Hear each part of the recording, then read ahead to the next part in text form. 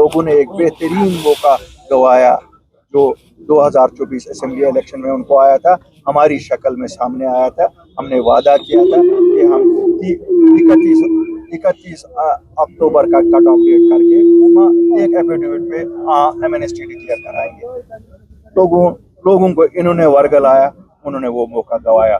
बहरहाल इंशाल्लाह फिर वो मौका आएगा। हम लोगों से अपील करेंगे, हमारी जमात को मजबूत करो, हमारी जमात को साथ दे दो। ये आपकी जमात है, किसी खानदान की जमात नहीं है। हम ये ज़रूर करेंगे कि आम माफ़ी।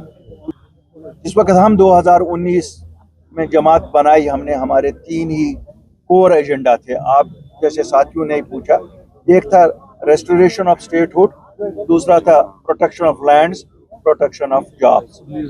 प्रोटेक्शन ऑफ लैंड्स के लिए भी हमने ऑर्डर गवर्नमेंट ऑफ इंडिया से लाया और प्रोटेक्शन ऑफ जॉब्स के लिए, स्टेटहुड के लिए हम ताकतों में लगे हुए थे।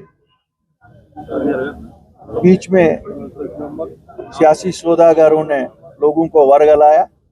शायद जो हमने किया, हम भी लोगों को समझा नहीं सके कि हमने क्या कुछ किया और हम क्या कर सकते हैं। मुझे उम्मीद है कि ये जमातें अपना असर रसूख इस्तेमाल करके दिल्ली को मजबूर करेंगे स्टेटहुड के लिए। अगर ये नाकाम हो जाती है, हम तो कहते हैं हम वादा बंद है, हम लाएंगे, जरूर लाएंगे, इंशाल्लाह लाएंगे। हमारा मौका बड़ा क्लियर है, it should be as per the population.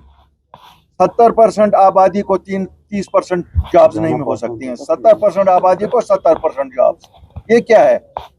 ये कौन सा क्रिएटेड है नया कि नहीं? क्या शहरी श्रीनगर कहाँ जाएगा?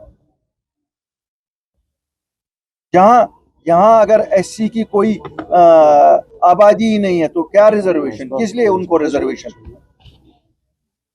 यहाँ जो लोग रहते हैं उनके लिए उनके जॉब्स होने चाहिए। हम बड़े क्लियर हैं, it should be based on the population और it should be based division wise. Kashmir के जॉब्स, जम्मू कश्मीर में जो आबादी लोग रहते हैं उनमें 100% बांटनी चाहिए और जम्मू में जो लोग रहते हैं उनमें बांटनी चाहिए। ऐसी कोई बात नहीं है कि ये कहा जाता है हमें जी नहीं जी एससी को हमें देनी है, दे दें जनाब। जम्मू में वो रहते हैं, जम्मू के कोटा में से चले जाए, वहाँ के जॉब्स में से चले जाए, यहाँ क्यों? मैंने किसी जमात को नहीं, मैंने उन जमातों को, वही जमातें दो हैं जिन्होंने यहाँ पिछले 75 साल में हुकूमत की है। और आप देख रहे हैं अभी जो मैंडेट मिला है, मैसिव मैंडेट मिला है, जो वादे किए थे एक भी पूरा नहीं हुआ है। और दूसरी जमात जो थी, जो चला के उनके साथ थी, तब आज वो क्या कह रही है? तब वो एक थे, कहते थे कि साहब ये दिल्ली के एजेंट सब लोग हैं, यहाँ बाकी हम कोई फरिश्ते आए हुए हैं। तो फरिश्तों से हम कहते हैं कि भाई आज तुम फरिश्ते अगर थे तो ये लोगों के मसले मसाइल क्यों नहीं हल कर रहे हो? 370 कहाँ है? 35A कहाँ है? स्टेटहुड कहाँ है? ये PhD जो तुम लोगों ने बनाई थी, हमारी आंखों में धूल झोंकी जम्मू कश्मीर के लोगों की आंखों में, तो इसका हिसाब दो। बनाने के लिए कितना लिया गया था? किससे लिया गया था? क्या कुछ लिया गया था? क्या PhD बनाने के लिए यही था कि इक़्तिदार एक जमात को मिलेगी? अगर यही सौदा था तो ये भी लोगों के सामने आज बोल दो, आना चाहिए ना। क्यों? हम लोगों के सामने तो सच्चाई आनी चाहिए ना। ऐसे तो नहीं है ना। हमने ना माजरा शुमारी का तो देखा हाल 75 में कि वो क्यों बनाई गई थी, वो 75 के बाद हासिल हुआ। आज अभी पूरा हाल हम ताना बाना जोड़ नहीं पा रहे हैं, तो वो ताना बाना जवाब दे देना।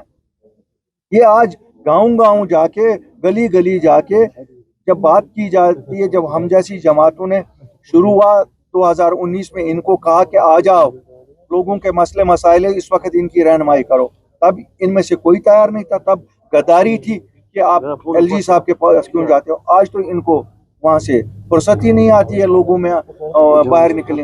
आज तो सभी जमातें वहीं बैठी होती हैं, ये आज तो दोनों के लीडर वहीं होते हैं। आज तो अपील भी LG साहब से ही करते हैं। वो LG साहब में आज कौन सी शहद की मक्खियाँ ऐसी आ गई हैं कि इनको वो बड़े आज ये लगते हैं।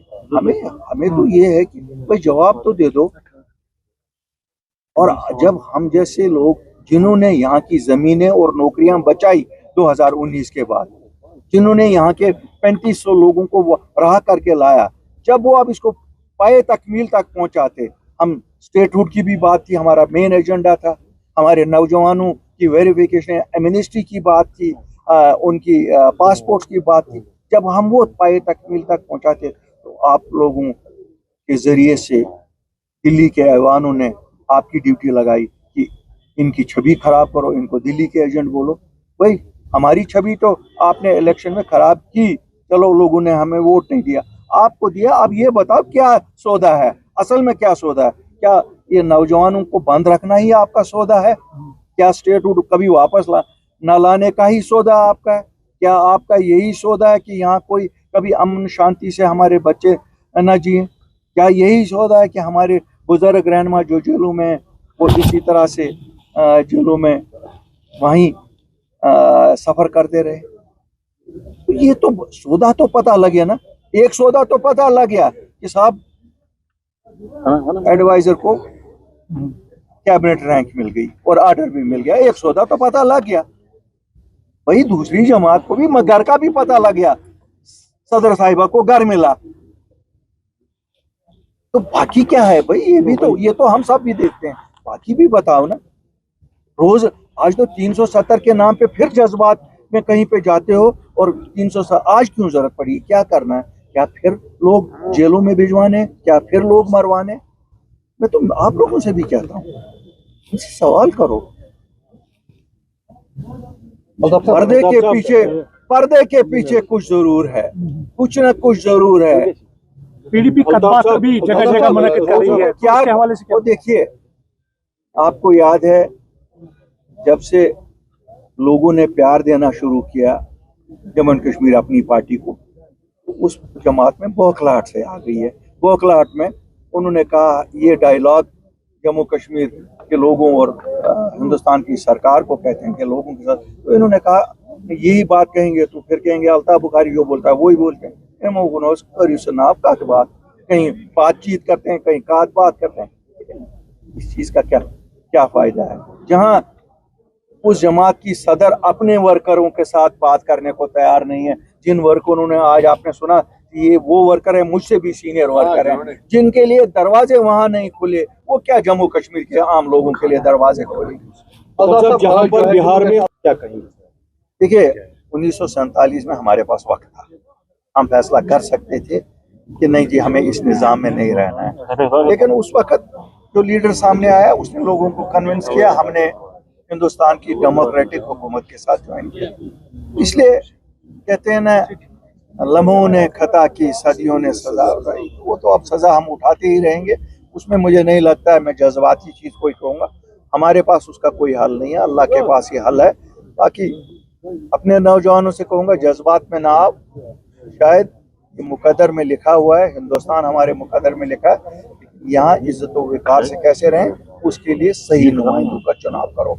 इंजीनियर रशीद के वालिद साहब डेथ बेड पर है। बिल्कुल, मैं खुद उनको हाल चाल पूछने के लिए गया था। अल्लाह ताला उनको शिफा बख्शे। मैं अपील करता हूँ, मैंने अभी ट्वीट भी किया कि उनको कम से कम पैरोल पे छोड़ा जाए, ताकि वो अपने बाप के साथ ये लम्हात गुजार सकें। और अल्लाह करे कि उनका इलाज वैसे ही बेहतरीन हो रहा है, क्योंकि जम्मू कश्मीर में जब इलाज हो रहा है तो डॉक्टर हमारे तो बेहतरीन है ही। मैं नहीं कहूँगा हमारे डॉक्टर किसी से कम है, लेकिन बच्चे का जेल से आना एक सुकून सा जो बीमार आदमी उसको मिलेगा। सर, एक आखिरी सवाल है। इलेक्शन के बीच में एक स्पेशल पार्लियामेंट सेशन बुलाया गया, उस पर यहाँ पर कांग्रेस का ये कहना है कि ये अपना पॉलिटिकली उल्लू सीधा कर रहे हैं बीजेपी के लिए, उन्होंने कहा। दूसरा, यहाँ पर वुमेन रिजर्वेशन बिल को लेकर कहीं एक सवाल उठाए जा रहे हैं, उसमें इंजीनियर रशीद ने ये मांग की कि हमारे कहीं एक जो खौतीन है वो भी जेलों में बंद है, यहाँ से रिजर्वेशन और वहाँ से खौतीन बंद है। उस पर क्या आपके तबसरात रहेंगे? देखिए, मैं ये नहीं कहूँगा कि मैं इसमें भी कैटेगरियाँ नहीं बनाता हूँ। मैं कहता हूँ हमारे जितने लोग बंद हैं उनको छोड़ा जाए। हमारी बेटियाँ भी बंद हैं, हमारी बहनें भी बंद हैं, हमारी माएँ भी बंद हैं, हमारे बच्चे भी बंद हैं, हमारे बुजुर्ग भी बंद हैं। सबको रहा किया जाए। क्यों? कैदी तो कैदी है, वो चाहे मर्द हो या औरत हो। अल्लाह करे हम सब कामयाब हो जाएं उनको रहा कराने में, क्योंकि वही हम सब की सबसे बड़ी परेशानी है। शायद नौकरी भी के लिए भी इंतज़ार कर रहे थे, हर चीज़ के लिए इंतज़ार करते, लेकिन ये हमारे लोग जो वापस आते उसके लिए वाहिद एक हल था, और वो वही है जो हमने अपने मैनिफेस्टो में भी कहा था कि एमनेस्टी, एक एमनेस्टी का डेट टाइम करना पड़ेगा। मुझे अफसोस है ये जमातें वो कभी नहीं करवाएंगे, ये जमातें कभी नहीं कराएंगे।